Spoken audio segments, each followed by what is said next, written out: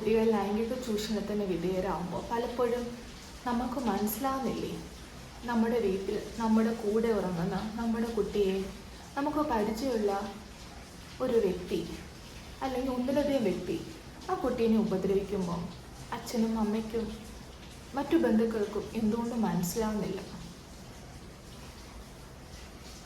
അങ്ങനെ മനസ്സിലായവർ പ്രതികരിക്കുന്നുണ്ടെങ്കിൽ ഇത്രയും ചൂഷണങ്ങൾ നമുക്കിടയിൽ നടക്കുകയില്ലല്ലോ. ഇത്തരം ചൂഷണത്തിൽ ഇരയാവുന്ന കുട്ടികൾ ആ സമയത്തും പിന്നീടും അവർ വളർന്നു വലുതായി വർഷങ്ങൾക്ക് ശേഷവും അനുഭവിക്കേണ്ടി വരുന്ന ദുരിതങ്ങൾ ചെറുതല്ല.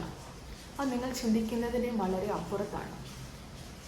ഒരു മാനസിക രോഗ വിദഗ്ധ എന്ന നിലയിൽ എന്നെ കാണാൻ വരുന്ന പേഷ്യൻസ് എത്ര വയസ്സുള്ളവരാണേലും അവരുടെ ചെറുപ്പകാലത്ത് അവർ അനുഭവിച്ച പീഡനം അത് അവരെ എത്രത്തോളം ബാധിച്ചു എന്ന് എനിക്ക് മനസ്സിലാക്കാൻ കഴിയും. അവരെ പീഡിപ്പിച്ച വ്യക്തിയെക്കാളും അവർക്ക് ദേഷ്യം അത് അറിഞ്ഞിട്ടും അല്ലെങ്കിൽ അത് മനസ്സിലാക്കാൻ കഴിയാതെ പോയ അവരുടെ രക്ഷിതാക്കളോടും അത് അറിഞ്ഞിട്ടും അറിയാത്ത ഭാവം നടിച്ച മാതാപിതാക്കളോടും തന്നെയാണ്.